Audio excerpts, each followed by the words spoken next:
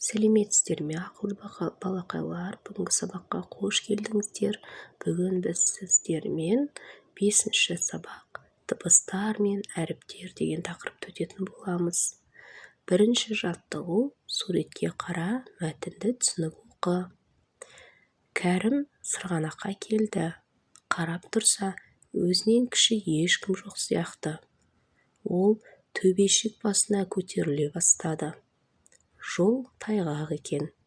Мұны байқаған бір бала оны жоғары жетеледі. Төбеге алып шықты. Енді шанаңа отыр да зымырай бер, деді. Кәрім жүрексініп біраз тұрып қалды.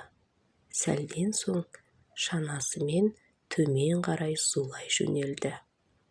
Мәтіннің авторы Ермек Өтетілеуұлы. Енді балалар осы мәтінге берген сұрақтарға жауап берейік. Кәрімнің сырғанаққа келгені туралы бөлікті тауып оқы. Кәрім сырғанаққа келді. Қарап тұрса, ол өзінен кіші ешкім жоқ сияқты.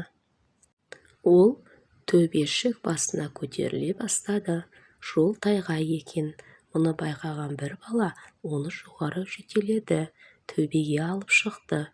Мінекей балалар, мәтіннің осы бөлігі, яғни Кәрімнің сырғанаққа келгені туралы айтылған екен. Екінші сұрақ: балалардың қысқы ойыны туралы әңгімеле. Қыс басталды, қар жауды. Қалың қар жауған кезде балалар сырғанақ жасады. Сырғанақты қалай жасайды? Белгілі бір төбеге барып, қарларды үйіп, үстілеріне су құйып, әбден қатқан кезінде балалар келіп, бір күннен кейін ол жерге сырғанақ жасап ойнайды екен. Ол жерде көптеген балалар болады. Немесе бір-екі бала болса да болады. Балалар өзара мәз болып, сол өздерінің жасаған сырғанақтарына риза болып ойнады. Ойын өте көңілді болды.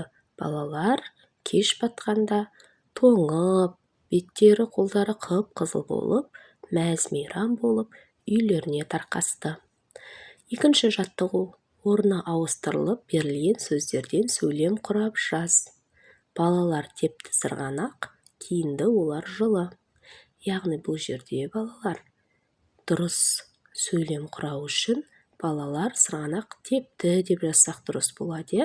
Және де екінші сөйлемде олар жылы киінді деп жазсақ дұрыс сөйлем құралады. Олай болса, балалар, үшінші жаттығуды жасайық. Әріптерден қыс айларының аттарын құра. Оларды ретімен ата. Балалар, мына жерде қыс айларының аттары ауысқан. Және де бұл жердегі әріптер де ауысқан екен. Қарап отырсақ, енді соны рет-ретімен дұрыстап жазайық. Бірінші ай бізде қыс айларында желтоқсан болады, екінші қаңтар, үшінші ақпан болады. Мінекей балалар, біздің бүгінгі сіздермен сабағымыз аяқталды. Сабақ сіздерге ұнады деген ойдамын. Келесі сабақта кездескенше сау-саламатта болыңыздар.